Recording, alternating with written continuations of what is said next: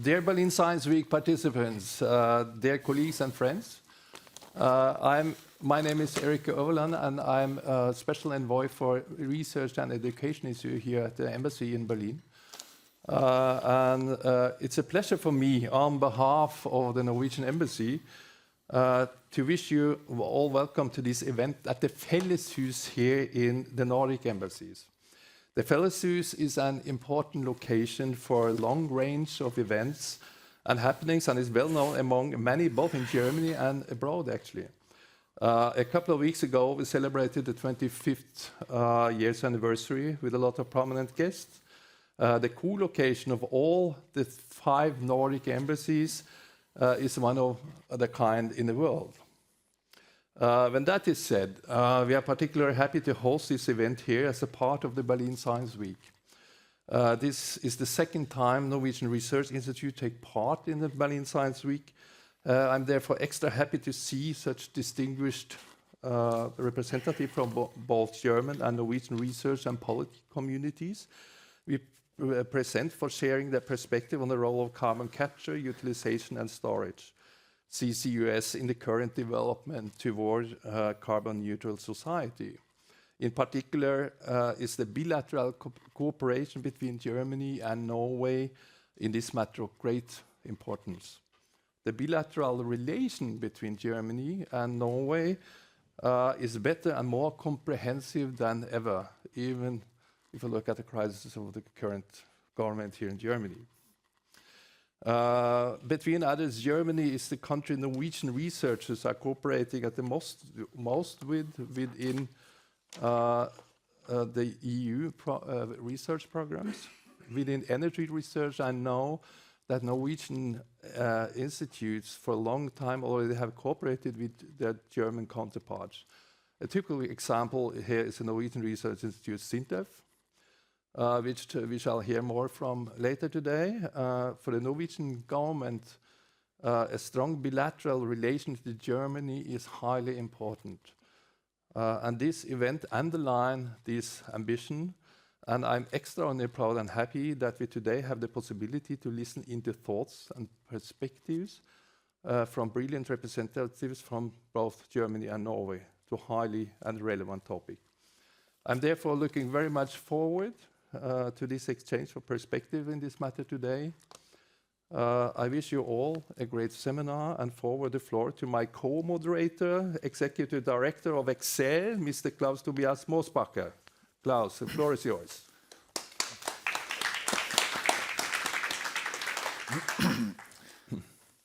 Hello, everybody. Also on behalf of Excel Eric, I would like to welcome you. It's a pleasure for us to have this seminar and this panel discussion with a very good and representative panel. My name is Klaus Tobias Mosbach. I'm the Executive Director of Excel Eric. And we will have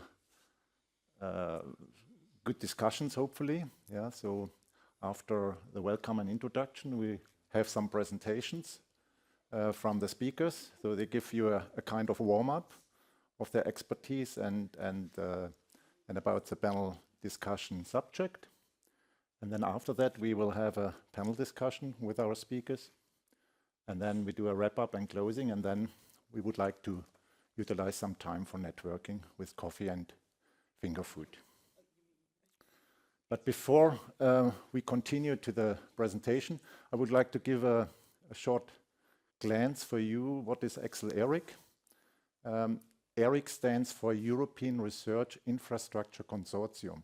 It's a EU initiative in 2009, which actually was initiated with a European idea to bring research facilities together to ensure open access and transnational access. At the end of the day, to accelerate research and innovation. Today we have 5 member countries. We have more than 28 facility owners, and we are coordinating and developing more than 100 facilities in Europe with these 5 member states. So some of you will see, oh, where is Germany? And actually, that is also the reason why we are here. We are in good dialogue with more than 10 relevant research infrastructures here in Germany, and we are in contact also with the ministry in Berlin, and we hope that next year we can also welcome Germany as a member. Denmark has agreed already, and Denmark will be a member from 1st of January 2025, and we are in a good discussion with Poland. And so with Poland, Germany, and Denmark, we believe that we strengthen the research activities for CCUS pretty much in Central Europe. So I would like to actually invite the speakers to the presentation. So each speaker will provide you a little presentation of their expertise. And I would like to introduce the speakers. I have to find the right paper here, yes. So first of all, we are very pleased to welcome Dr. Vicky Dusha. She is coordinator of the business unit on climate policy at Fraunhofer Institute for Systems and Innovation in Karlsruhe. Vicky, welcome. The next speaker I would like to introduce is Dr. Niels Röcker. Niels is an Executive Vice President for Sustainability at SINTEF in Norway, in Trondheim. And SINTEF is one of the biggest research institutes in Norway and well known worldwide because most of the CCUS activities, especially CCS activities, has been initiated by SINTEF. And all what we see with the pilot projects in Norway, SINTEF did a big contribution on it. However, it's not only what Niels is doing. Niels is also very active on the European level. He is actually the member of CEP. CEP is a zero emission platform, the advisory board for the EU Commission. And he's also co-chair of its executive committee. Beside that, Niels is also vice president of ERA. ERA stands for European Energy Research Alliance, which is also an initiative of the European Commission. Thank you to be here, Niels.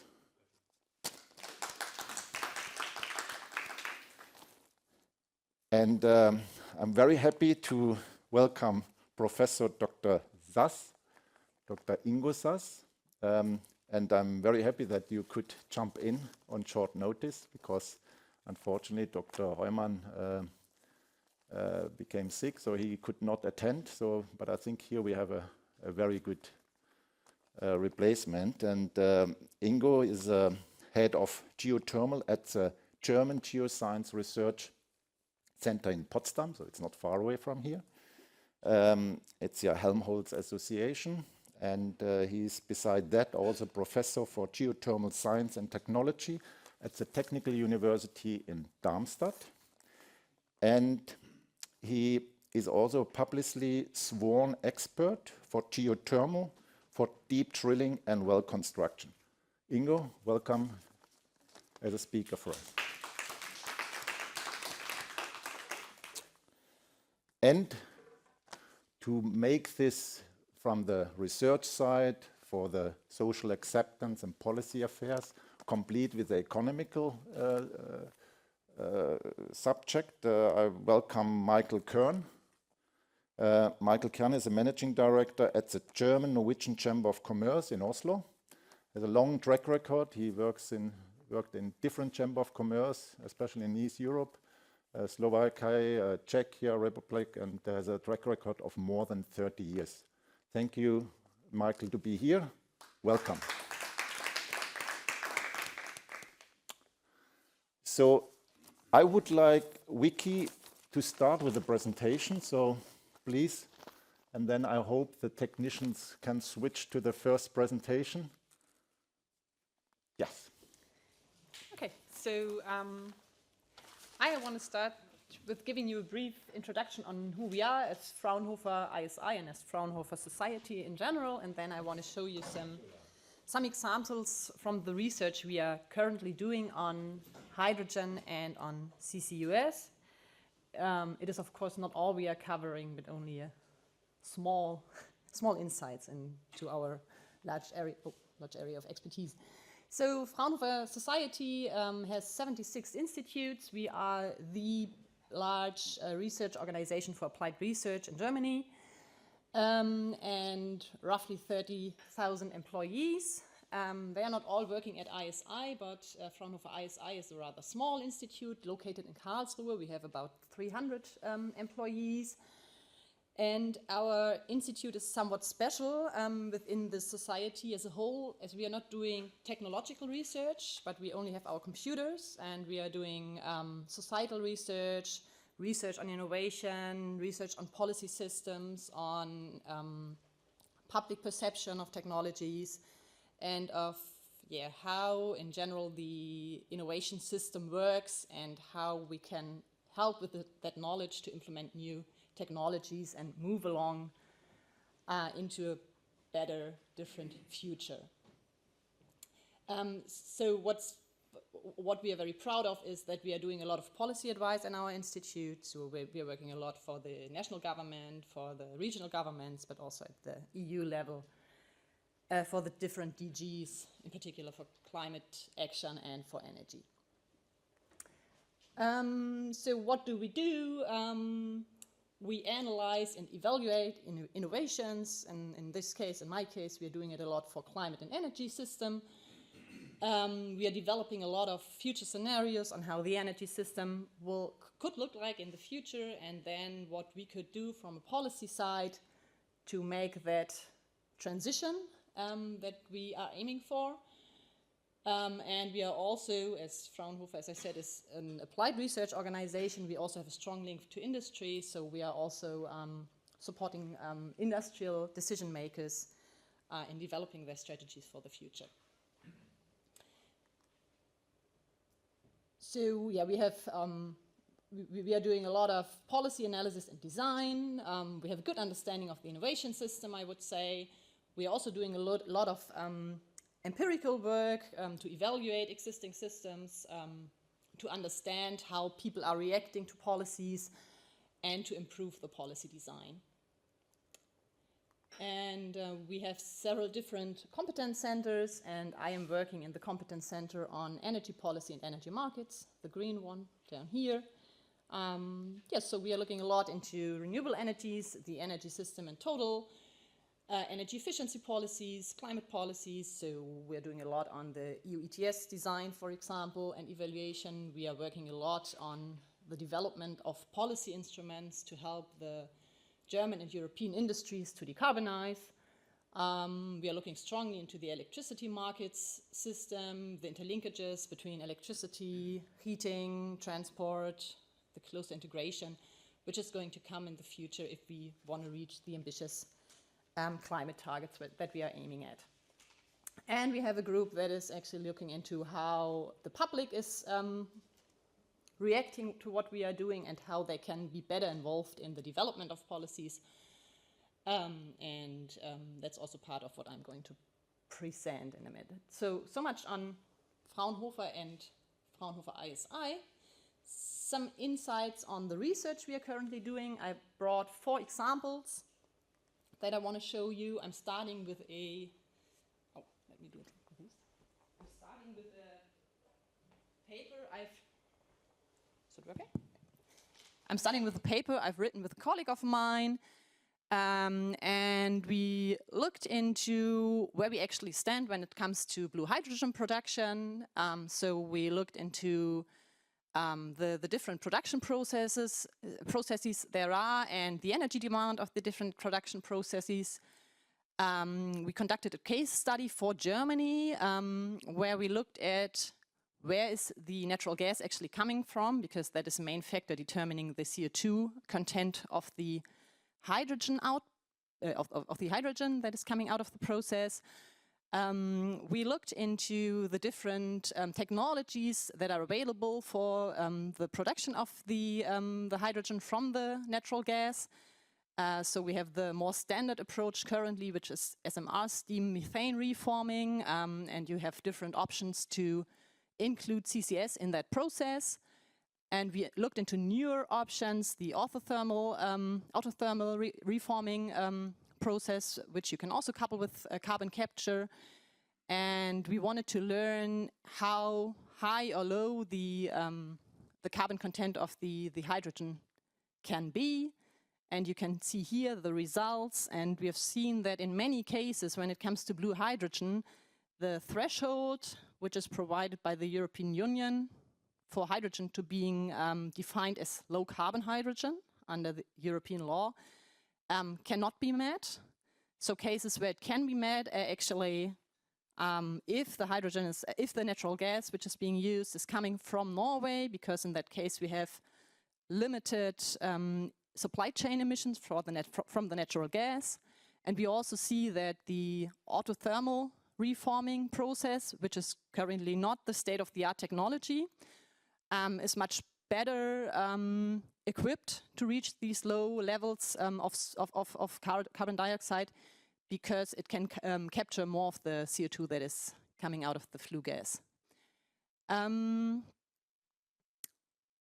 But in total, it seems that there may be difficulties, in particular if we are talking about the existing steam reforming installations, to really reach low levels of carbon dioxide with this blue hydrogen.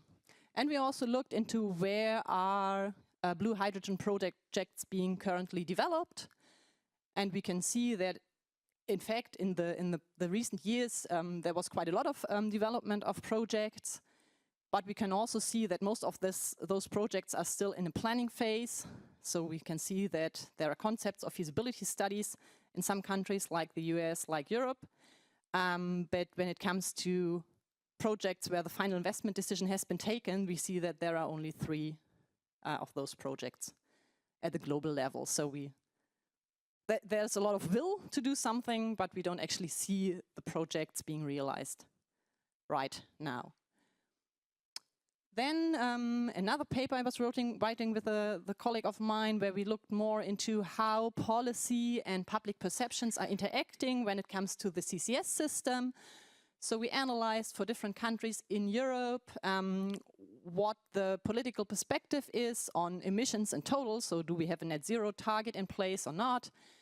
Then we looked at which countries have actually a long-term strategy for CCUS in place, which not, which countries do provide additional funding to the funding available at the European level. And we combined that information from the more political perspective with knowledge on how public perceptions are on CCS to identify what the factors are for countries to being more powerful, faster in developing CCS projects than others. And which is not so much of a surprise when you know the countries, but when you know the landscape. We found that in particular the UK and the Netherlands are front runners within Europe, the EU, let's say. So Norway was not part of our analysis, of course. They are better still. While others like Poland, which you mentioned before, also Germany, are lagging behind. Although we see that in Germany, for example, the country is picking up speed in developing a CCS compatible political infrastructure at the moment. One other example, more from the modeling perspective, we do have a very detailed database of EU ETS installations, so installations which are regulated under the EU ETS. That per se is not the important factor, but the fact that those are the installations where we see most of the greenhouse gas emissions coming from, and where both CO2, CCS, CO2 capture, but also the demand for hydrogen can become high in the future. And we have this database with geographical information, not only for Germany, but for the whole of the EU. And having this database allows us to develop, on the one hand side, pictures on how infrastructures could look like. Like this is an example of a hydrogen network for Germany, where we're trying to develop a cost-efficient infrastructure system, which at the same time hopefully allows us to provide hydrogen to the most important demanding installations within Germany. We can do the same thing for CCS, and we can also combine that with information on emission reduction technologies, costs for emission reduction technologies, to develop scenarios for future energy system, including hydrogen transport and CO2 transport networks. And one final slide I brought with me, work from a colleague of mine, and they had a questionnaire in 2022 on the role of hydrogen, or the perception of hydrogen in the German population, and they asked 1,500 individuals, how much do you like or dislike the production of hydrogen from? And then they differentiated between fossil energies without carbon capture and storage, and you can see that only roughly 25% of the German society are more in favor of that technology. When you combine the fossil energies with CCS, the value becomes higher. So we see roughly 40% of German society saying that they would rather be in favor of that technology. But we can see that for green hydrogen, so hydrogen being produced from renewable energy, from renewable electricity, we see much higher favor for that technology in the German society, with only roughly 20% being against that technology or being indifferent. Yeah, so that's some examples of what we are doing at Fraunhofer, and I'm looking forward to discussing with you. Thank you. Very interesting. Thank you very much. Then I would like Niels. Thanks.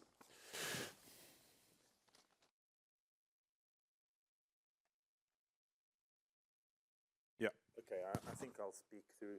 Do these work? Yeah. Fine. Okay.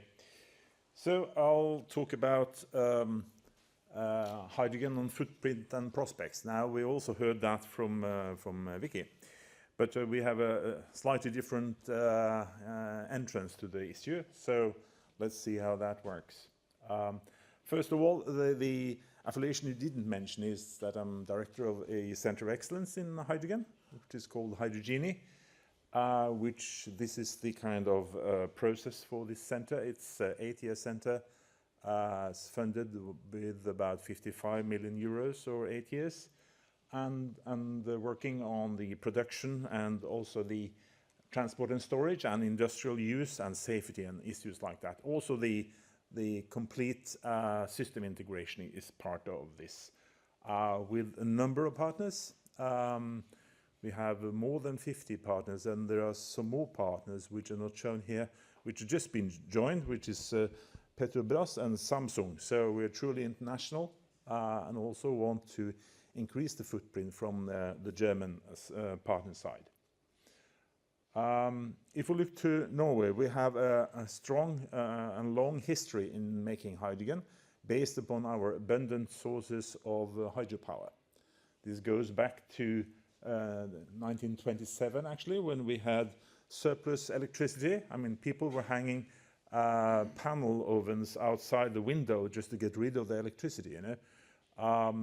That instance, we also made hydrogen, and it was a basis for industry. And still working with that, with industrial companies which make electrolyzers based on this strong history. And from SINTEF, we're really happy that also we've been the source, and these are the spin-off companies from SINTEF, HyStar, which is working with membrane systems, really thin membrane systems, producing hydrogen, but also the so-called blue or low-carbon hydrogen, which I prefer to call it, by also using membrane technology to separate palladium membranes for this really thin membranes, which is also industrial spin-off. So back to Vicky, kind of how does it look like when it comes to hydrogen? And I think it's hydrogen from natural gas. I think the key item is really what was also shown in Vicky's slides, namely if you have leaks along the value chain for the natural gas. That if you have high leakage rates, you're going to produce a big greenhouse gas footprint. And this shows the methane leakage rate and the equivalent CO2 emission based on two different global warming potentials. If you look into methane, is often looked upon as a short-term driver for greenhouse gas and warming. And this is about 3-4 times stronger than it is in the 100-year perspective. But that gives the kind of the picture on what kind of leakages and the equivalent CO2 emissions you will get from that. And obviously, you need to go towards zero. And you may ask, why isn't it 0, 0? Well, it's because it's produced from natural gas with CCS capture, 90% in this instance. And there's a reference here as well. So what are the typical leakage rates? Well, this is taken from a paper, one of my colleagues, which is showing the methane leakage rate on the left side and the different countries. You have some really outliers here, which is actually Norway. I mean, due to really strong HSE regulations, our reporting is down to 0.03% per year. What does HSE stand for? Health, safety, and environment. Thank you. So basically, you're not allowed to flare, and you're not allowed to release, cold release natural gas. But you see, there's quite a raft of various leaks here, leak rates. I mean, some are really ridiculous, which doesn't make any sense in an economic sense either. But if you look to the global average, it's actually around 1.5%, you know. So it means that you have issues when you come back to this and look at the 1.5. You're already, if you look to the 100 years perspective, you're already at about 3 kilos per kilo. So keep leaks down and go towards zero. That's the clear message here. And this is a really busy graph, you know, but let me try to guide you through this. This is showing the CO2 intensity of the hydrogen produced on the left side here, and then the CO2 intensity of electric power. So when you produce from electrolyzers, you get a linear scale like that. The footprint from if you're using grid power, the footprint is directly proportional to the CO2 intensity of the electric power. So then you get this green line. We'll also put in here what are the average emission intensity of the EU power mix. You see 2016, 2020, 2022. I think we're below now, below 230, but those are just for reference. Then look at what kind of emissions do you have when you're making the gray hydrogen. So reforming without CCS, you're typically around 8 to 12 kilo of CO2 per kilo of hydrogen. So stay with me, you know. So you got this one, which is, if you have grid connections, you really need to be sure that you're below about 170 kilos per megawatt hour to be below what is actually made by gray hydrogen. Now, the green here is the EU sustainable finance taxonomy, which says 3 kilos, and you could use also the term that Vicky did. And if you look then to reforming with CCS, with the Norwegian mix of emissions, with the global warming potential of 100, you would get around 1 kilo, which coincides actually with the intensity in Norway, the average CO2 intensity from produced power in Norway. But if you go with a 0.5% leak, you see you're doubling, and at 1%, you would actually go towards the 3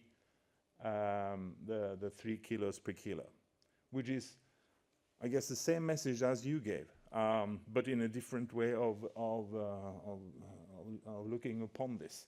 But I would also say that, well, is the average mix the right thing to do? Is it rather, or is it more the marginal mix we should look at?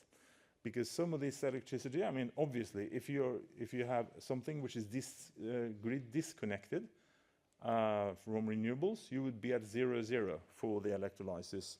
But you could argue that this power could be used better in terms of decarbonizing the average electricity mix. I think I'll take questions afterwards. Interest of time, I don't think we have time for this. Or? Yeah, actually, if you can keep those questions and then. No, I'm just thinking about, do I have more time? No. It's I give you another 3 minutes. Sorry. Well, I think I'll jump on this actually, because this shows a shift between the from when you go from blue to green and so forth, but it also takes about 3 minutes. So what's happening? Well, we have the Draghi report just released. We show how is Europe doing towards our competitors in renewable energies and technologies, and all the orange you see here is China. And the blue is Europe. And looking at electrolyzers, we're not doing so bad, we're doing quite well actually in hydrogen, if you look to the Draghi report. So we have a stronghold in electrolyzers. We have the clean hydrogen joint undertaking and so forth. So we have sizable activities. But whereas in other areas, it seems to be a really steep uphill battle towards China and other competitors. But the other one is the one I found in Financial Times last week, where you see how many projects actually take FID. And so which countries are taking, which regions are taking FID in hydrogen? Well, look at Europe. I've seen numbers around 5%. This is probably pointing more towards 6, 7 or something. But look at China and look at Japan and South Korea. Japan and South Korea is a specific case, I think, because it's easier to import hydrogen than it is to import electricity to those regions. But China, look at that, about 60% of the project take FID. And this is done, we operate in a market-based system, so it's about the cost of the produced hydrogen. And in China, you have a non-economic market, I would say, that you actually propose and you drive through these technologies because you want to see these technologies widespread in the global use, and then to take a strong foothold in these kind of technologies. So my message on this slide and this slide is that we need to be persistent. We need to push for hydrogen because we know that we need this to reach our targets, and don't give up now. Now is not the time to give up on this. So last but not least, a summary. Yes, I just said that it's needed. Second, we didn't discuss so much about the gray hydrogen, but gray hydrogen, which is produced without CCS, that is like 97% of all hydrogen which is produced in the world today, and emits about 1 gigaton of CO2. We need to get rid of that, that's for sure. I think it's really important that we employ technology neutrality, but that we also account for all the emissions, and we have not discussed the emissions of hydrogen in the value chain, because hydrogen is also greenhouse gas, although indirect. The attractiveness, well, this will be very much about how this is regulated and how we support this. The pace is too slow, but I think there are still ample opportunities for Europe, both on the green and blue, and be used. Just to be clear, we are really for both green and blue hydrogen, as we say here in the technology neutrality. But I think it's really important that we actually start to do some of this stuff and don't just talk about it. I think that's key, and that the companies which have these resources start to deliver hydrogen. Thank you. Much, Niels. I think we have a little bit time left, so there was a question, right? No? That was just the average production in the very complicated slide you had. Went from 296 in 2016, and then it got lower in 2020, and then in 2022 it raised again. Yeah. And I was wondering why. So what about COVID? Okay. Thank you very much, Niels. Okay, then Ingo, I would like you to present your slides. Is there another question? Okay, sorry. Yeah.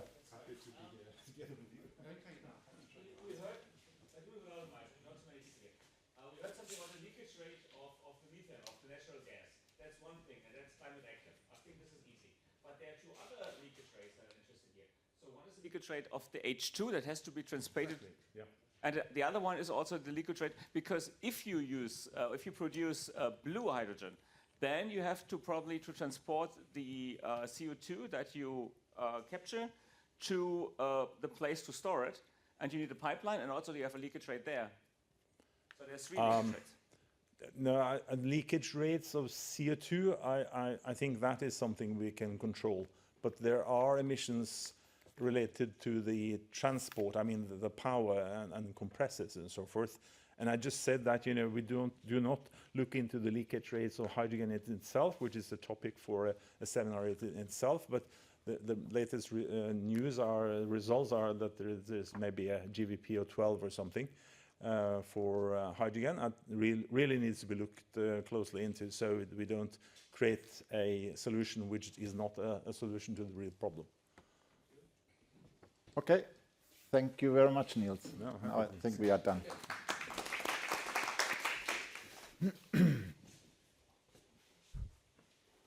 Okay, good morning to everybody. So since networking is better than working, would you like to have a micro, or would you I can take this one. It's on, yeah. I'm very happy that we meet here in person and so on. And you all know we have a lot of digital meetings, exchanging a lot of stuff, but this is not networking. And so we have to get together, and since we have to solve very complicated problems, I would like to show a little bit the underground perspective in blue and green hydrogen economy and so on. So we are experts for underground engineering, and just to introduce you, the GFZ is one of the smallest Helmholtz Association centers located close to this place in Potsdam in the west. We are about 1,600 members, counting all. We have a budget of 80 million euros from our program funding, close to 40 million third-party funding. By the way, 15 million are geothermal out of this, and we have, we require to be Germany's national research center of the solid earth. So it is structured at different research activities, facilities here. Of course, we are here now somehow involved with georesources, with sustainability questions. And at the end, it is also a kind of anthropogenic interaction issue. If we store gases or energy underground, this makes something with the underground. Yeah. So let's go on. In georesources and energy research, there are multifold activities. I will, due to time reasons and so on, probably to enhance a little bit more discussion and less presentation, I would really like to not to touch this all. Where we are strongly working in, and which is for me very, very positive. So since KIT, Joachim Knebel is also sitting here. The research fields Earth and Environment, where GFZ belongs to at Helmholtz, and energy, cooperating in a complex geothermal hydrogen storage research project on a long run. And one is the preparation of a hydrogen underground storage, which is not dedicated to caverns, because this is, of course, one opportunity to store hydrogen underground, to do it in caverns. Why are we talking about underground storage? So, for example, if we, as a geothermal perspective, geothermal energy could contribute, if I go to Germany, the whole German heat demand. We have the technologies at hand, we have the potential locally, regionally in the country, but we may not provide high temperature energy on a baseload level. So therefore, from this perspective alone, hydrogen usage is extremely important to go into the high caloric applications. And storage enhances the baseload capacity of the hydrogen chain.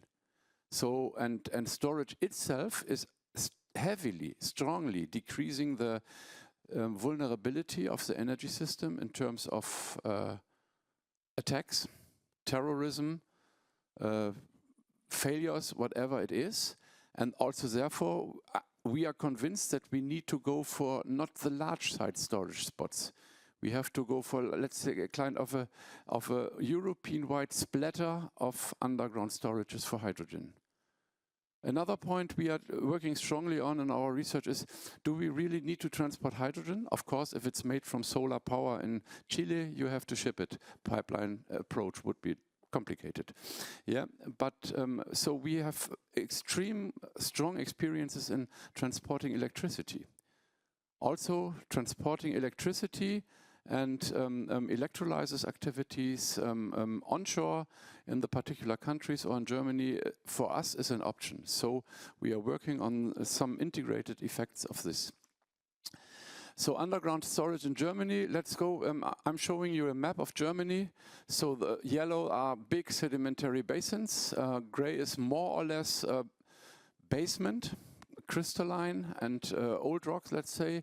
Blue are salt structures. So Germany is the country in the world with the third largest number of underground salt structures.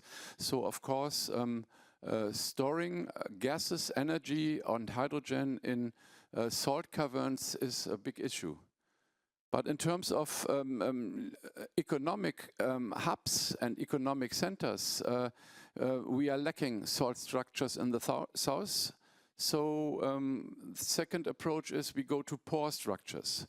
Pore structures, for example, can come from depleted oil and gas resources. So there, the loop is closing to oil and gas research, of course. And we have a lot of a high number of deep saline aquifers, which are not feasible for, let's say, potable water production or other things. So we are concentrating very strongly on, especially for the south of Germany, very strongly on hydrogen storage on saline aquifers.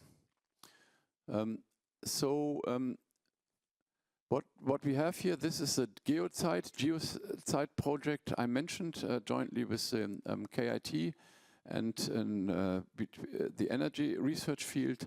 And I discussed this already, electrolysis. Yeah, if you have regional and local storage, there is a strong argument for mid-size and small electrolysis at a particular place. And then you have an underground storage which could be managed as a breathing system. So very, very variable and very, baseload related. And then it goes to very efficient hydrogen applications. So I would, as a geothermalist, say, don't heat with hydrogen by several means. Yeah, and I'm still a little bit astonished. We still have this discussion. And I really cannot follow this totally. But however, we are working on a site not far from here. This is accidentally, not because this is, I don't know, in a cycle ride distance from Potsdam. There is an old oil and gas position with salted aquifer in, and the GFZ worked for nearly 1 decade on carbon dioxide sequestration demonstration on this site. Then by political ban it was stopped immediately, but the know-how is still there. And so, and we have a lot of underground information, so it was very clear that we are going to set up some fundamental research on utilizing this site for hydrogen underground storage. If we go in this, there's a lot of publication and information at hand here, and you may use this web link because this is all clear. So there is a lot of know-how and technical demonstration at hand, accessible, freely accessible to go into this.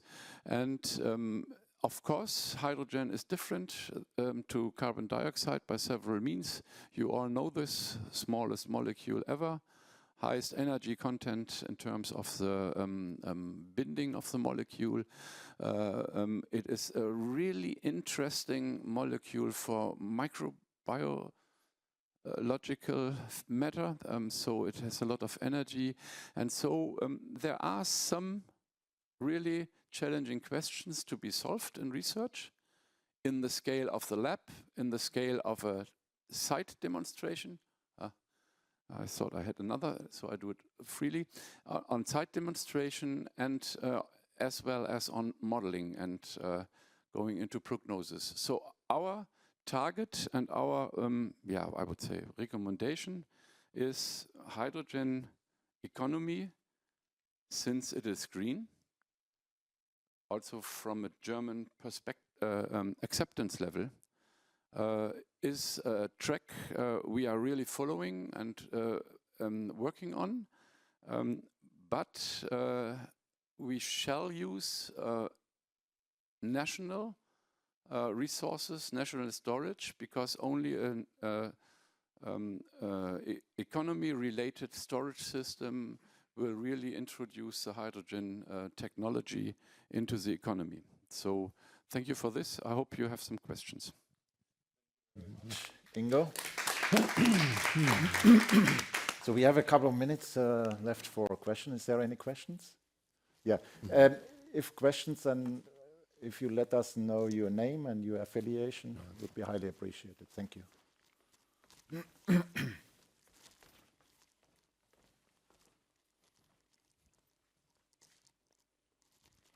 My name is Fabian Liss. I work for Bellona, which is an international climate NGO, and in Germany we mainly work on industry decarbonization topics, for example hydrogen and also CCS. And considering the fact that we have someone from the GFZ here, I was wondering, because in Berlin nowadays there's a lot of talk about onshore CO2 storage in Germany.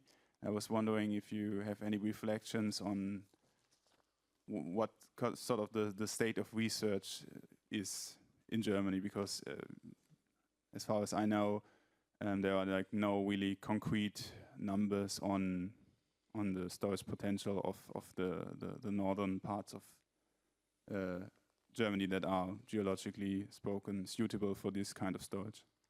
Thank you. Yeah, okay. I showed you the map of the sedimentary basin distribution and the salt domes. So in the north of Germany, we have vast potential for storage, and using the salt domes for underground storage is really one of the preferred way. And in Saxony-Anhalt, in Teutschental, there is a demonstration and project underway.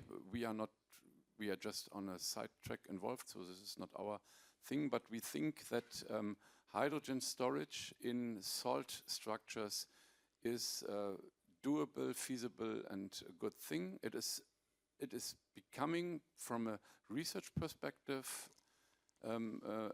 to some challenging questions if you try to use former oil and gas caverns for hydrogen storage due to microbiological deposition, which leads to microbiological, microchemical reactions with the hydrogen. So there's also research, I guess, to be fulfilled, and solutions have to be made. But freshly mined caverns under some terms of avoiding microbiological pre-impact is probably demonstrated and accessible, and is a technology which we can scale up. In oil and gas, former oil and gas capture areas also, I would say the major problem, since the molecule is very small, hydrogen, and the microbiological attractivity is very high of this molecule, still the interactions in the traps are we need really to do a lot of THMCB research. This means thermal, hydraulic, mechanical, chemical, biological, coupled research. And this has different levels, I would say, from really fundamental research, TRL 3, to close to application things in a TRL of 7 or 8. And it differs. And so I guess we need also to say this, we need more money to do this. And we need continuation, because I know two really feasible labs in Germany who could do such type of experiments. So it comes to the salt systems. Salted deep aquifers are the third part. And also this Ketzin site is, of course, it is an old oil and gas location, but the particular storage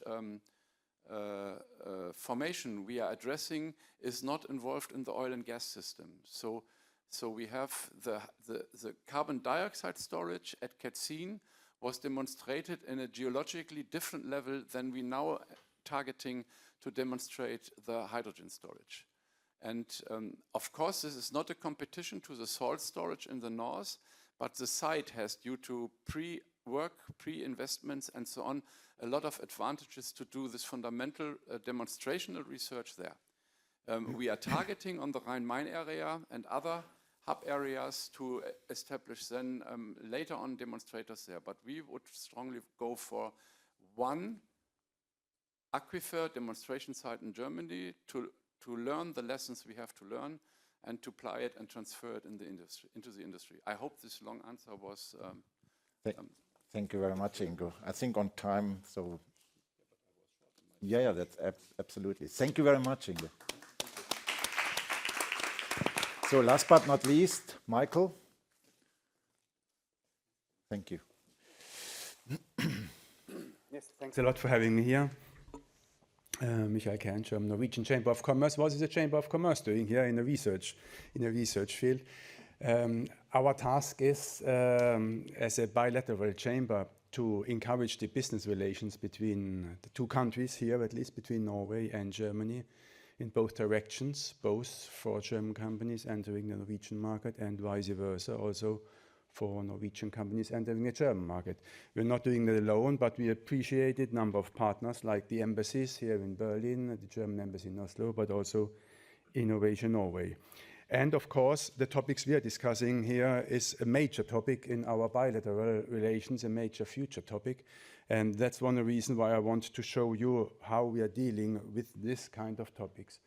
But first of all, as I mentioned, who we are, German Norwegian Chamber abroad, AHK in Germany. There's about 150 of our offices around the world in more than 19 countries. And we are gathered together under the umbrella association, the DIHK, which is situated here in Berlin, one of the main German business association, economic association, and linked with a network in Germany like the IHK, the Chambers of Commerce in Germany, the regional Chambers of Commerce, roughly 80 about them, and they all together gather 3.5 million companies who are member in this Chamber of Commerce. This means a very broad variety of companies and businesses, and we can also see this especially in the topics of hydrogen use, hydrogen production, who's using it, who wants to use it. It's a very wide range of branches, a very wide range of size of companies. So this is our network, and as I mentioned, our task is to encourage the bilateral relations. We are doing this by 3 means: by advisory services, which we offer to companies. We are doing this by membership in community management. It's a part of the networking, which you mentioned, a very nice expression also, which is very important. And the third part is the part of the stakeholder relation. In the service company, in the service part, where we offer services to companies, this is mostly a matching, get information on the market, finding business partner, and develop business cases together, which I will highlight a little bit afterwards also. In the community management, it's more or less the exchange of information, experience, and contact. And in the stakeholder relations, this is the part which touches very deeply this energy topic. Here we gather together the companies, the position of the companies, also to give some advices to the authorities how the branches could or should develop in the future, where there's a possibility or where there are hurdles that it doesn't work. And especially in that topic, I want to mention what the focus areas we are working the stakeholder relations is mainly on, of course, the hydrogen, the ocean technology, which I will come a little bit on, offshore wind and carbon management. Why that? Eric mentioned at the beginning, both countries has a very long tradition of working together, and the bilateral relations, trade relations, are roughly, in the average, in a normal year, between 20 and 25 billion euros. Germany exports to Norway cars, technical equipment, etc. Norwegian exports to Germany, more 50% is oil and gas, especially gas. And 2022, this bilateral bilateral exchange exploded from about 20 billion euros to 85 billion euros in 2022 and 2023. It was a bit less. Though just 10% of the gas amount was increased. The rest was a price effect. So it's very volatile at the moment, but it showed also the reliability where Germany could rely on Norway as a reliable partner as an energy supplier. And what happened then, 2023? This strong partnership in fossil energy relations created a lot of expectations also among the actors that this could be also transformed in the renewable world. So just to mention, 2023, for these 16 counties in Germany, 10 of them visited Norway with political delegations, with a lot of company delegations, just to look for possibilities to work in the future, especially in these topics, in the hydrogen, in the offshore wind, and in the carbon management. And as a result of that, there was also started a feasibility study for a hydrogen pipeline, which was mainly discussed also in this hydrogen working group. Let's also establish a task force between Norway and Germany just to check the feasibility of a hydrogen pipeline directly from Norway to Germany, a project which is stopped now at the moment because of lack of a market, because of costs, the increase in costs. But actually there were three types of possibilities discussed. One possibility was to build a complete new pipeline from Norway to Germany. The second was to use a gas pipeline. And the third possibility was also to connect it with the Aquaductus project in the northern sea, just to prolong this pipeline. These options were discussed. The later one was the most probable solution, but as I mentioned 3 or 4 weeks ago, this hydrogen pipeline was stopped. But it's very important, and I will deepen it a little bit further on, perhaps also in the discussion. This does not stop the hydrogen cooperation between Norway and Germany. There are a lot of other projects which has to be mentioned. And now, very up-to-date is the carbon management topic, especially with the discussions which we have in Germany with the carbon management strategy, or the milestones of the carbon management strategy. These are topics discussed in this bilateral working groups at the chamber with a target to give some advice, policy advice also, or some statements from the companies, what they need from the authorities, that this fields will turn into markets in the future. And here are some projects, not a final investment decision that you mentioned, but projects in discussions, just to mention that also. For example, here between Equinor and Verbundnetz Gas, to produce in Rostock blue hydrogen made by natural gas which comes to Germany by a pipeline, and afterwards the CO2 should be shipped back to Norway, not as a pipeline, but with ships. That's the plan at the moment. And afterwards, VNG will put the hydrogen in this network, especially in the eastern counties of Germany. Another project also very active is Aker Horizons and VNG also together. And you see also the main persons who signed it. We hope that the Norwegian minister already changed. The German is still in place, but we will see how it. We hope that it will continue also to follow this joint declaration which has been signed between Norway and Germany. But here's also to mention Aker Horizons is mainly focusing on a very big project up in Narvik to produce hydrogen, the blue hydrogen, and to deliver it to Germany. So these are two topics, but there are several other plans. Of course, the former Wintershall, now Harbour Energy, also had the plan to produce blue hydrogen at the northern border of Germany. Blue hydrogen transported also by pipelines with natural gas and then with a pipeline back. But we also have to mention other projects like Equinor, which is delivering via Eemshaven in the future, probably blue hydrogen to the core network in Germany. So these are some of the projects, just to highlight, which are going on between Norway and Germany. And then, of course, since we talked about CCUS, very important to mention also a German actor, Heidelberg Materials, who installed in a cement plant in Norway the first CO2 capture facility here in the cement industry, the world's first, which full scale, which will be in work in next year, 2025, first quarter. They will start. And this is in the southern part of Norway, where Heidelberg Materials is in a running plant, which is in production to install the CO2 capture infrastructure. Very interesting topic. And this is a part of, since Norway wasn't part of the inquiry which you did, so please let me also show this slide.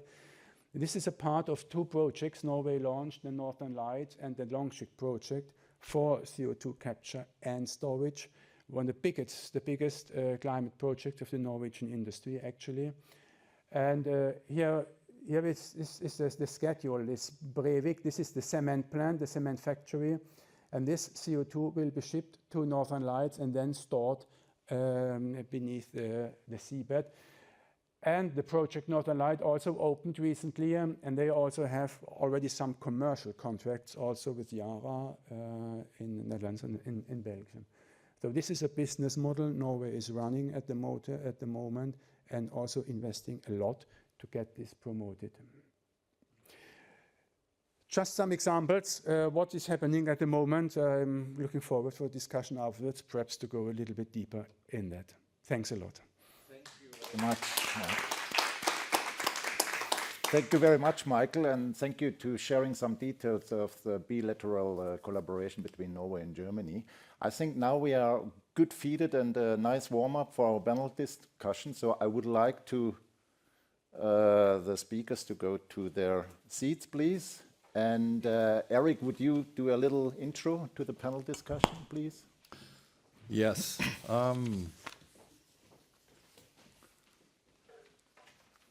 Please. So you're most probably going to share one of them a microphone, if it's okay with you. Thank you. I ain't going to have a long introduction here. Only we want to start out with one question for all of the panel participants. Also. And it's based on, as in February, the EU Commission unveiled a groundbreaking industrial carbon management strategy, ICMS, a pivotal step towards industry-wide decarbonization, achieving net zero emission by 2050 across Europe.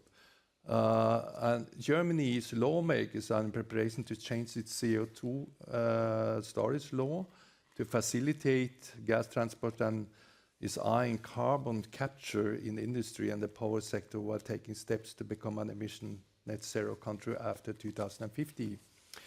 So you pinpoint a bit that in your presentation, but very briefly, how do you see hydrogen and CCUS contributing to the energy transition in Germany?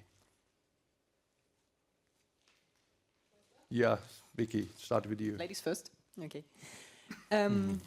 Yeah, well, I would say from a research perspective, it is very clear that we are going to need hydrogen in the future energy system. And it's also very clear that we are going to need CCU and CCS in the system.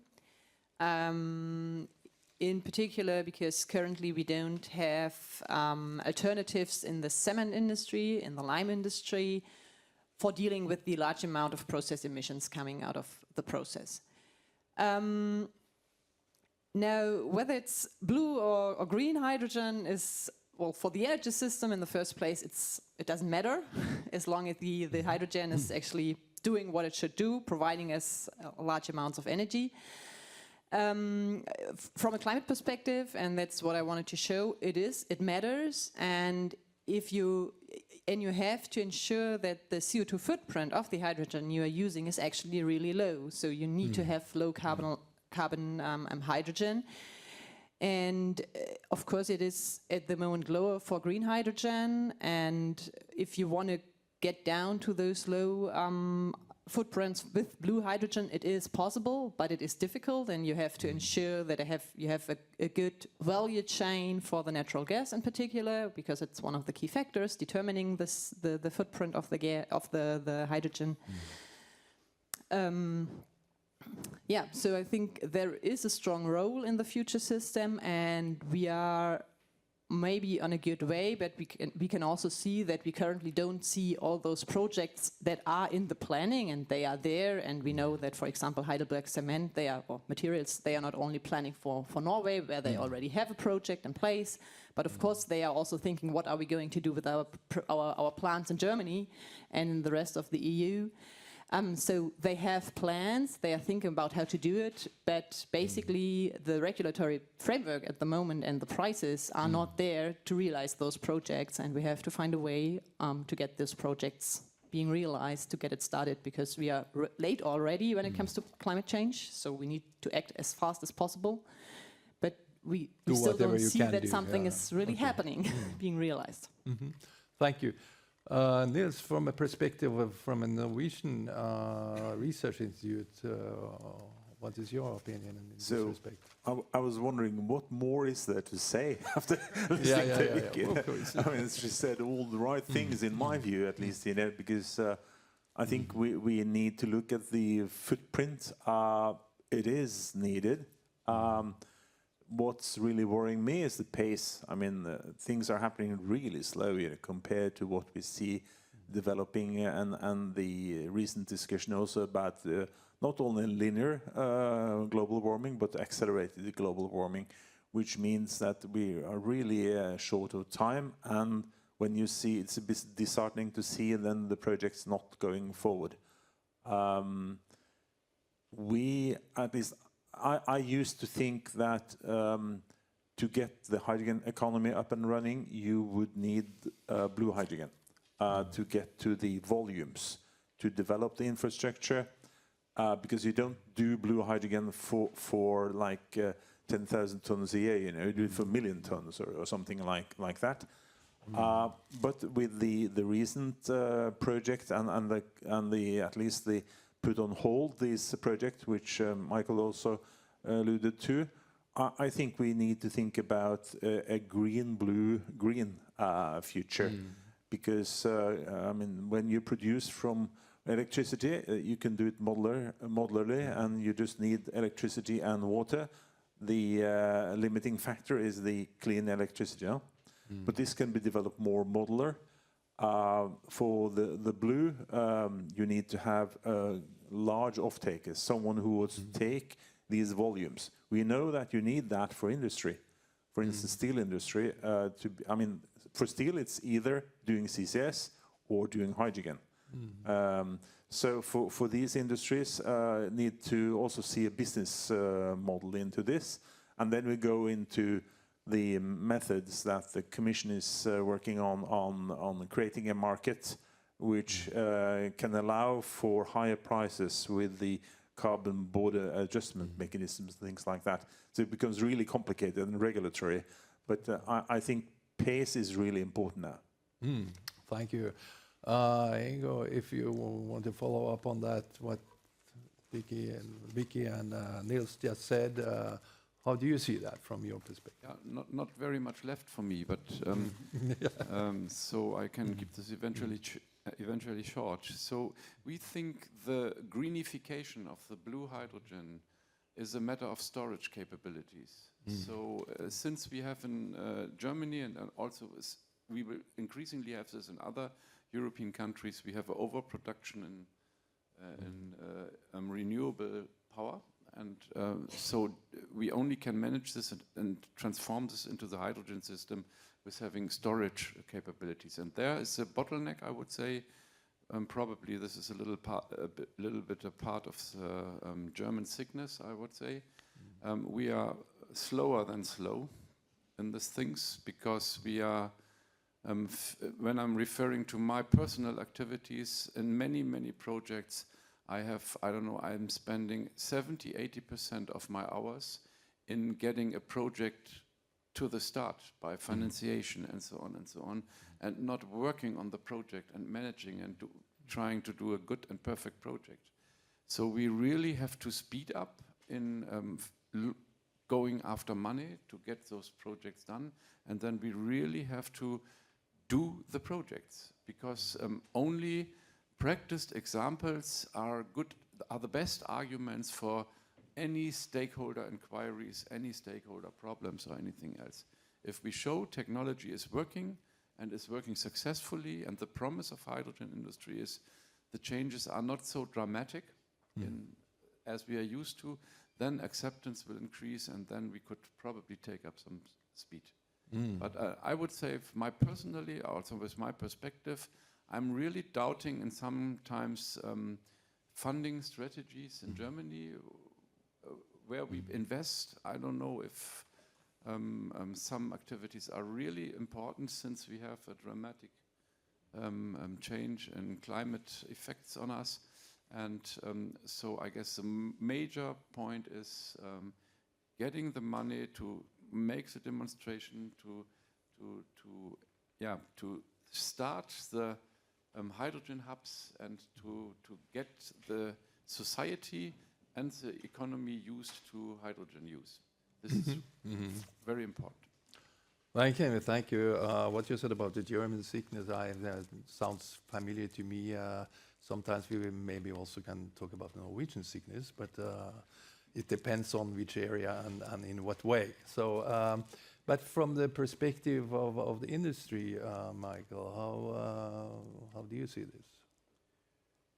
Yes, of course, the main focus on hydrogen, blue or green, has been discussed, but I think also from the industry it's very important perhaps to broaden a little bit more. If you want to decarbonize, it shouldn't be forgotten that a lot of process could also be electrified. So the electrification should be could be one of the first steps to do so. And where in process where it's not can be done, then of course the hydrogen and at least the CCS topic, this could be a stepwise approach. And especially concerning the electrification, also here we have direct links between Norway and Germany.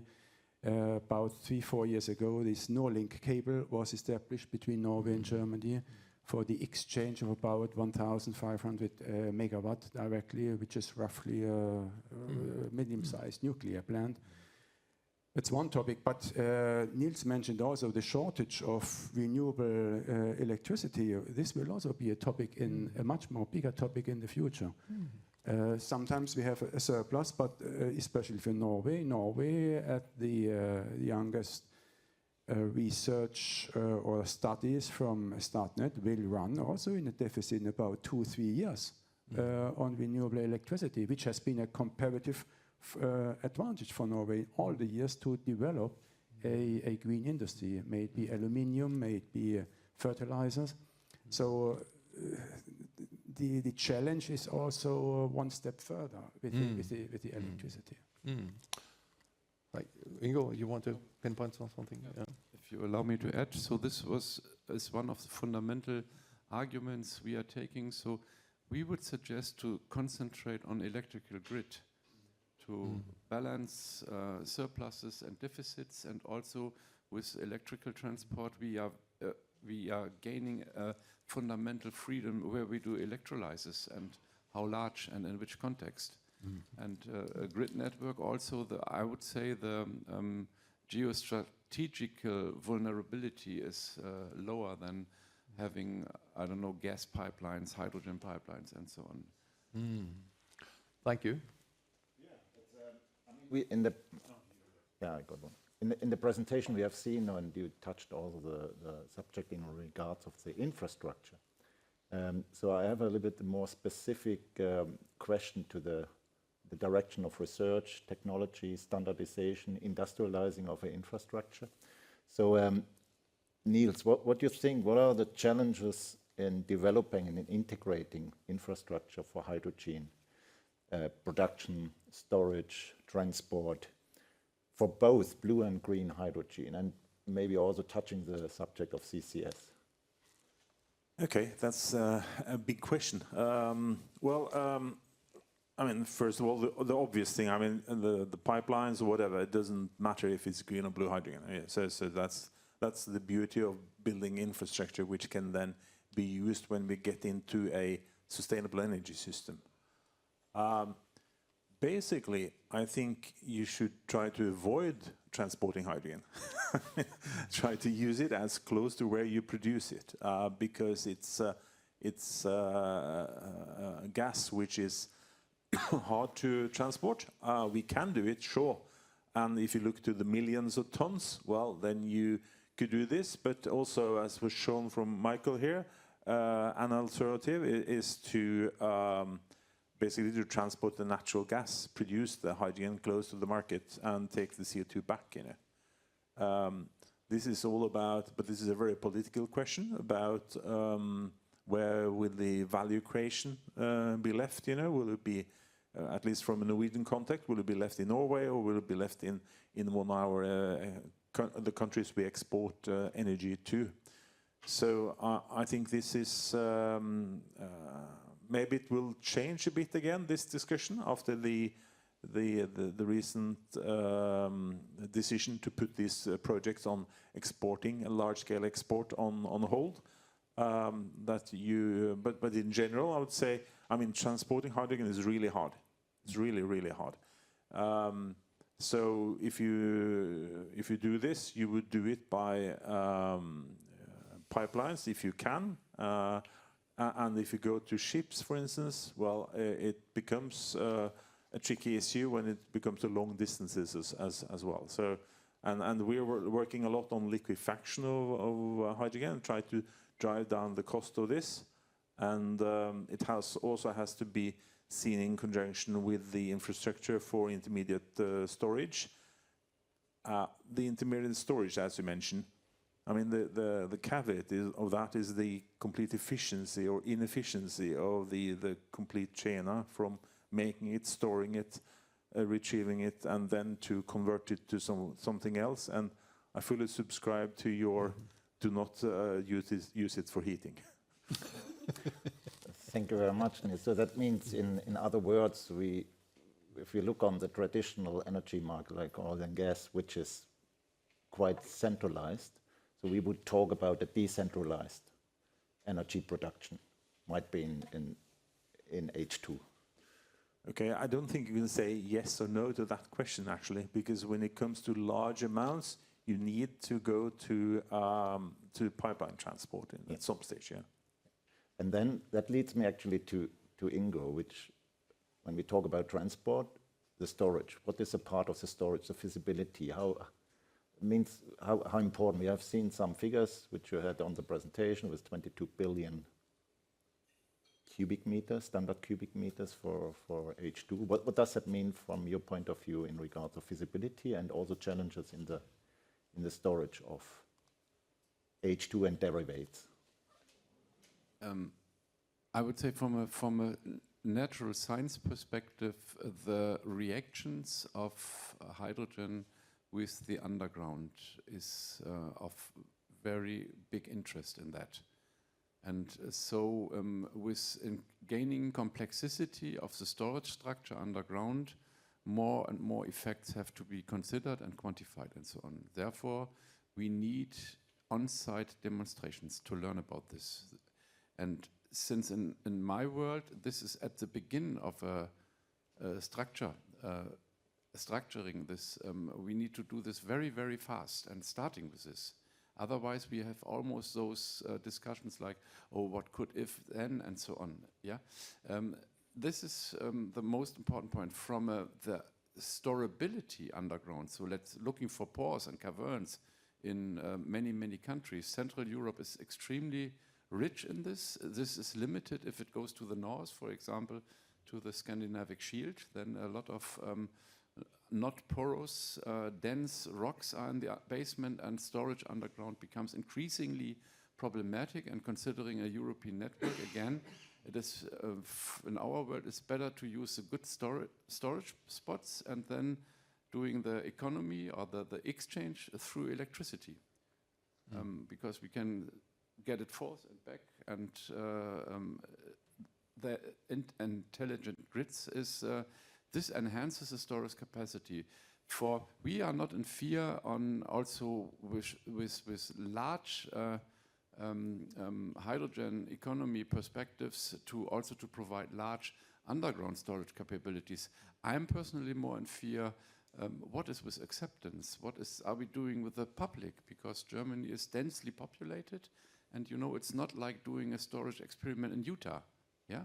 So we are doing this right in your backyard, and so therefore we have a responsibility to be more open, more transparent, and we need to answer more questions than doing a storage facility in Utah, for example. Yeah. If I may ask, we heard about the social acceptance of CCS, and we know that CCS or storage, CO2 storage onshore in Germany was a no-go for several decades. Do you see a difference there? Is there more acceptance for storage of H2 onshore? That was exactly the question I wanted to ask Vicky. So perfect. Very good.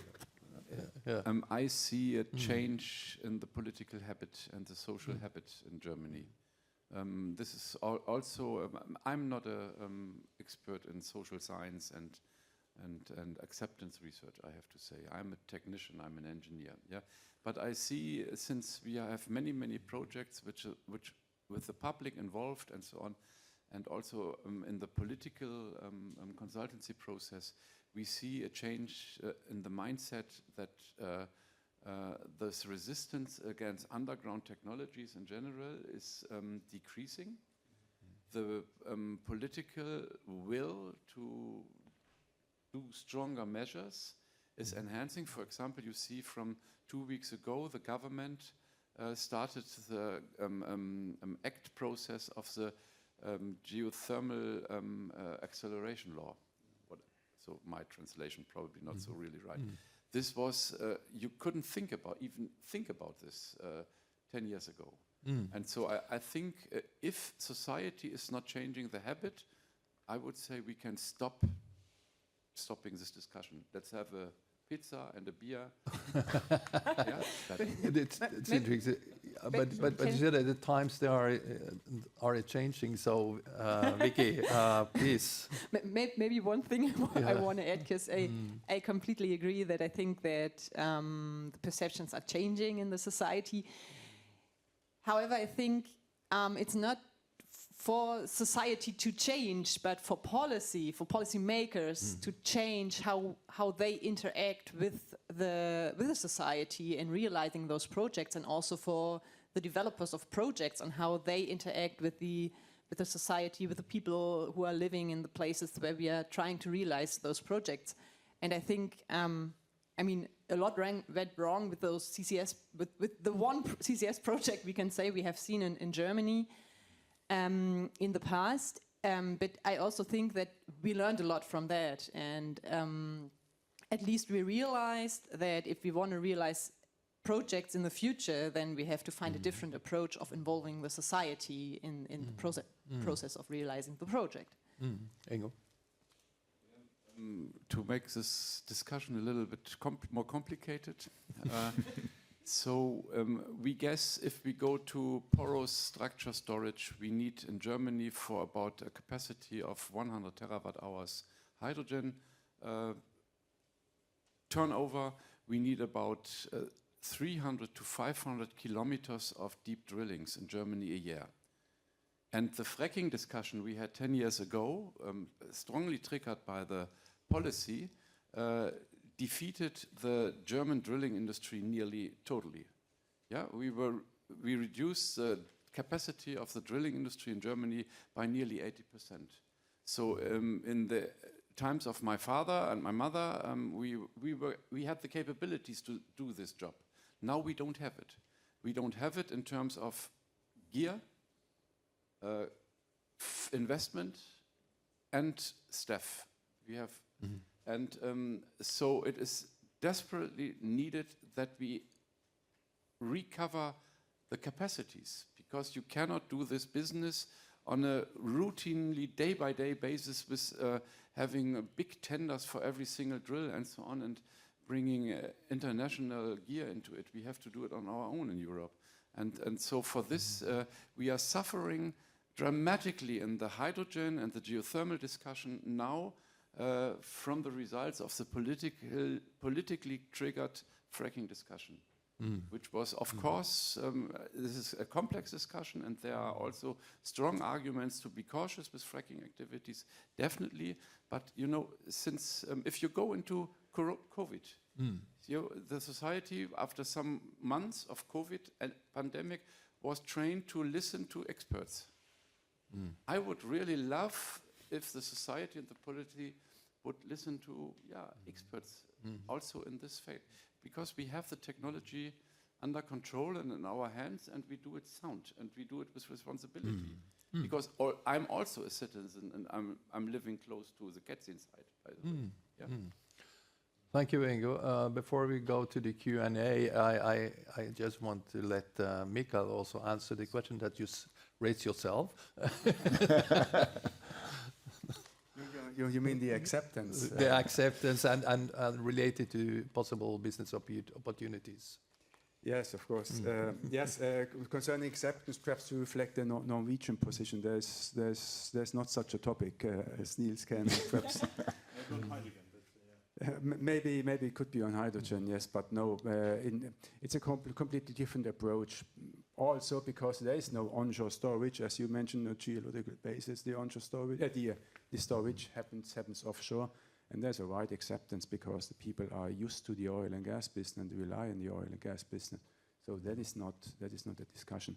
I think there's quite another topic concerning business opportunities also between two countries. But one topic which hasn't been raised is also, I would say, the skilled labor first, dealing with hydrogen, dealing with these complex gases. And here we also try to encourage also German and Norwegian vocational training schools, not university, academic, but vocational trainings, just to get a more experience in this field. And there are some of them in Duisburg. There are special workshops on hydrogen. But the business opportunities, of course, we mentioned some of them. This big project was stopped so far, but there's a wide range of other hydrogen projects. If it's Norwegian hydrogen, it's Aker, for example, who are already delivering both green, especially Norwegian hydrogen, but also blue. But one topic, one trend which we can see is that some actors avoid the direct hydrogen production. So they go into the ammonia business because there is a market for ammonia, a worldwide market for ammonia, with these uncertainties you have on the market with hydrogen. Even German actors like ENBW, Fuela, who's producing Aker also, both green and blue ammonia, but it's ammonia because they can be sure that they can sell it in 5 or 10 years, and they have a roughly estimate for a price.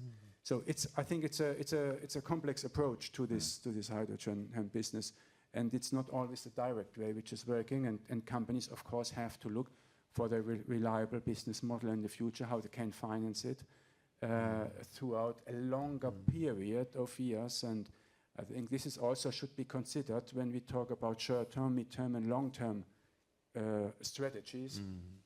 What does it mean, short-term and long-term? It's a medium-term strategy of 3 or 5 years is not sufficient for a blue hydrogen market. You need 15, 20, 30 years about that. So, and there are a lot of opportunities over there. Yeah, it's another story. So Klaus, please. Maybe we should also look a little bit on the regulation side. So what kind of challenges we have on the regulation side? Maybe Vicky, you are from the policy area, so maybe you could help us to understand better what has to be done on that side, especially in Germany. Yeah, well, I have to say I'm not an expert on hydrogen. I'm rather looking into CCS, and I think it's pretty clear from a CCS perspective what we need to do to get CCS projects or to become CCS ready, let's say, in Germany. So we need to put in place the laws that allow us to use underground storage in Germany. We need to get in place laws that allow us to export the CO2 to other countries if we do not manage to get the storage sites within Germany.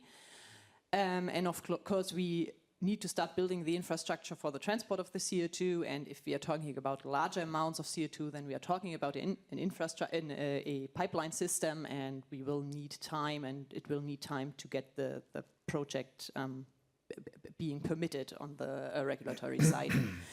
And of course, we need all the harmonization within the European countries, because we are not only talking about a system for Germany, but we are ideally talking about a system for the whole of Europe, to make the pipelines accessible for other countries as well, to transport the CO2 to larger storage sites like so Norway. London Protocol as a... Exactly, but also the harmonization of the factors of how you transport the CO2. And I think something very similar is probably true for the H2, for the hydrogen, that you need common rules on how to transport it. I think that's it from a regulatory side. Yeah, and some would say that, I mean, to build up infrastructure for CCS, why would you do that? I mean, we're going to stop with the emissions of CO2 and capture as we get more electrification, we get more hydrogen and bioenergy and efficiency and so forth. But then I think it's really important to think about the pace again. I mean, we're so slow in reducing emissions that we would actually need to remove CO2 from the atmosphere. So that is an activity that we unfortunately would need to do for hundreds of years to come down to a sustainable level of CO2 in the atmosphere. And another item, as you also see in the industrial carbon management strategy, they talk about captured CO2. So 2050, 450 million tons captured CO2, whereas a lot of this will then be reused again into the society, because we're not using fossil carbon anymore.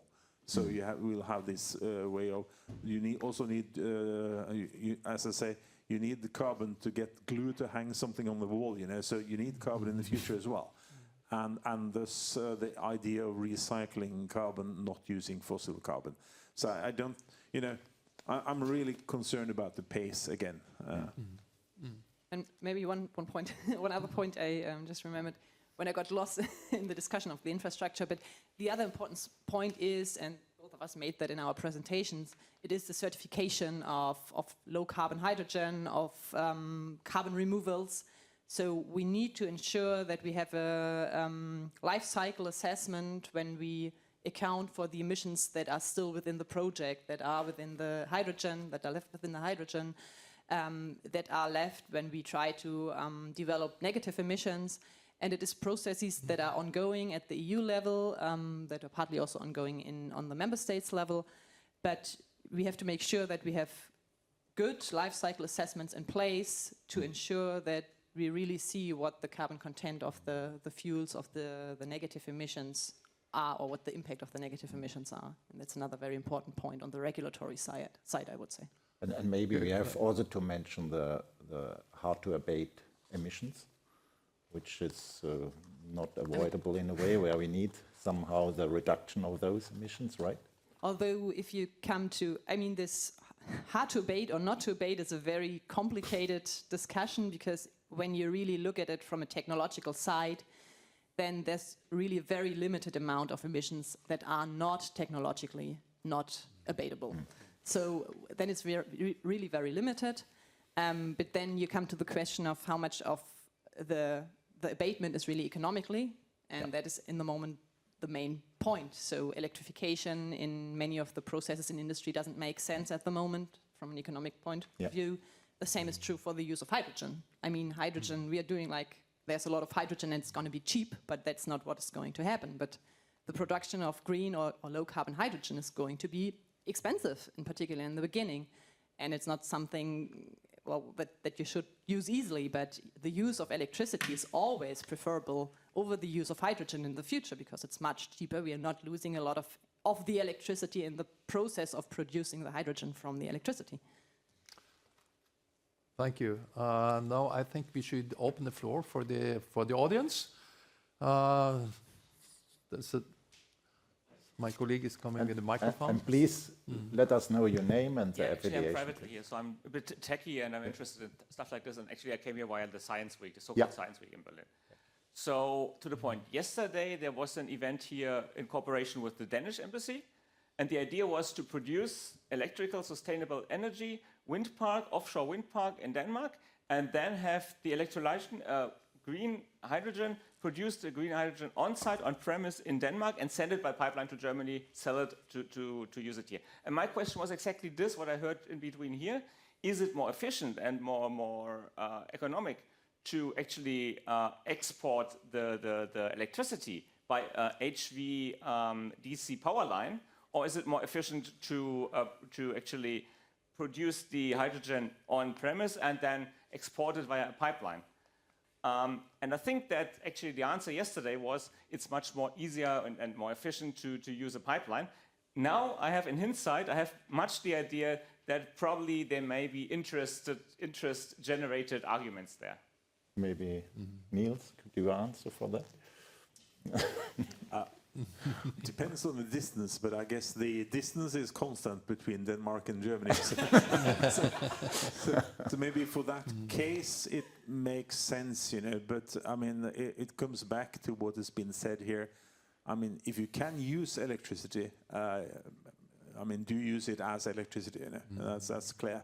But if it's too many losses in the transmission and so forth for electricity, and you have maybe so large amounts because there are limitations on the cables, how large they can be, you know, it may be preferable with the hydrogen. So I don't think you can say yes or no. I think you need to look at the specific case.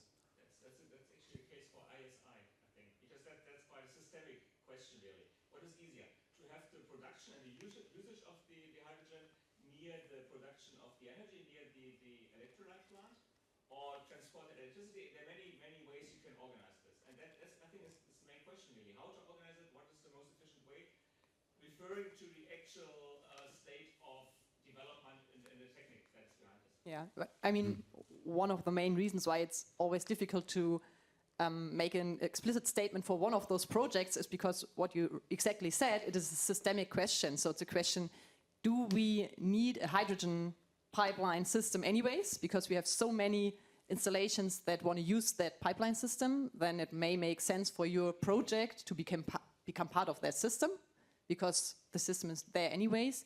If you don't see this pipeline coming, because there's not enough actors who are actually asking for the hydrogen, then the pipeline system may not come, and then it may not be feasible for the one project to build the pipeline.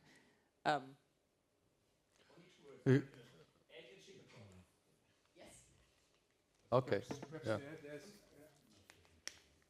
I would say there's also a economic political question. But you mentioned, where do you want to have the value creation? Do you want to have it in the country? What I said yesterday was actually interest-driven. Yeah. Sorry. I was there yesterday. It was quite interesting because exactly the Danish wanted to sell hydrogen. Do you have a question? So can it? Okay, please. Okay, over there. No, I just wanted to add an answer to your question concerning whether this offshore electrolysis is reasonable or not. So there are the German BMBF-funded huge lighthouse projects, one being H2 Mare, and next March we can give the answer, because then such a container will be produced and directly shipped to an offshore wind farm just to see whether this completely remotely can operate. But I would be careful to say, well, it's more reasonable to ship electricity or to ship hydrogen, because the technology is not that far developed and ready. Okay. But, excuse me. Power lines that H2 pipelines. No experience yet. Ingo, you wanted to comment on that too? So, yeah. It's an interesting point, but personally, I'm very clear on this. So I would go for electricity transport, because we will have a much more flexible market, And also you have to consider, if you go to south of Germany, to Ludwigshafen, to BASF or something, you know, they have also contributions from renewable energy, surplus energies in that site locally.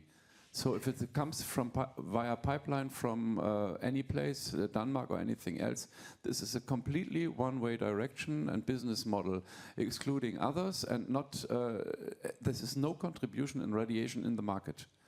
And so the other point is we have, I would say, especially Germany has a lot of was heißt das noch? Advantages and pre-runnership in how to build buried electrical cables, high voltage cables. And so, and we have a large north-south infrastructure project. So I cannot see that we build new hydrogen pipelines. So I would think this is a business model which is a promise that we will not change very much. Yeah, because we know this, how to transport gas, and this is the same, and we put hydrogen in our cars and so on. So I'm doubting that this is really a complex, this is a very simple answer on much more complex questions. And at the end, due to the bilateral use of electrical grid in both directions, this will answer more questions and solve more problems we have. Thank you very much. We have time for one more question before we go. Okay, two then. Hello, yeah. Sorry, LB Kramer. So just not back to the discussion from yesterday about the pipeline, but more globally. I think we have had a lot of technical discussion. Technically, from the society, everything will work. A point that we have not addressed so much is the finance. And I think today there is no H2 market. And I think we are discussing there are two aspects. The difference to onshore, offshore wind, etc. We have the grid and we have the production. Here we are mixing the two issues together, and we are discussing about creation of pipeline, could be for H2 or for CO2, and we have the production with electrolyzer, if we talk about green hydrogen. And decisions have to be taken by some industry to commit for the next 20 years plus to buy hydrogen to a price which is not known today. And I think that's the biggest issue. And it could be political decision, industrial decision, but someone will have to commit to proceed with this project, and that's what we all want. We need decisions. So how do you see how we can unlock this topic? It could be from the industry, from the political aspects in Germany or European-wide. How do you see that? Who would like to answer? Well, I mean, one building block in this whole thing is that the BMWK has started the Klimaschutzverträge funding system, and the nice part of the Klimaschutzverträge is that they are not only covering for the invest, but they are also covering partly for the differences in variable costs over a time period of 15 years. So I would say that is a starting point to get those projects in place. But of course, you need to find someone who's providing the large amounts of hydrogen right now or in the close future, and we don't have the infrastructure system in place at the moment. We have other ideas of how to finance the infrastructure system, but still even that needs to be realized. And now we again at this question, how do you get it off the ground, not having both sides on board? Yeah. But I think at least in Germany we are at the moment in a position where we can say there's some funding there to cover for the price differences, at least for the coming 15 years, which is quite a good timeline. But then, of course, after that time frame, you need to ensure that it's still reasonable to continue using the hydrogen and not to fall back. Thank you. Then we have the last question in the round, please. The lady behind. Hi, so I'm Evelyn Ramforth, and I'm here on my chemistry hat, wearing a chemistry hat, coming from the platinum mining industry, and then my last role in scientific publishing, following this journey with energy with material scientists and looking at innovation. And my question is regarding the automotive industry. And in Berlin, I've seen there are a lot of buses on the road with hydrogen and the test cars. And how is that narrative playing out in this case as a use case? And the second question to that is on the smart grid, when my dream would be when hydrogen is an offer where you can choose this as an energy source to power your home. Thank you. Who want to take the... Maybe someone Niels? from a country which makes cars, you know? We should not talk too much about that. Don't mention the war. I think it's a kind of political question. Maybe we can talk about the hydrogen strategy from Germany, which is clearly stated what to do and what not to do. Or Please, Vicky. yeah. I can't talk about the hydrogen strategy because I don't know it, actually. I'm not working on that. Maybe you can give us some insights. But I would say, again, in transport as much as in buildings, in heating of buildings, using the electricity directly instead of using the hydrogen makes much more sense from an efficiency perspective. It's much cheaper to do that.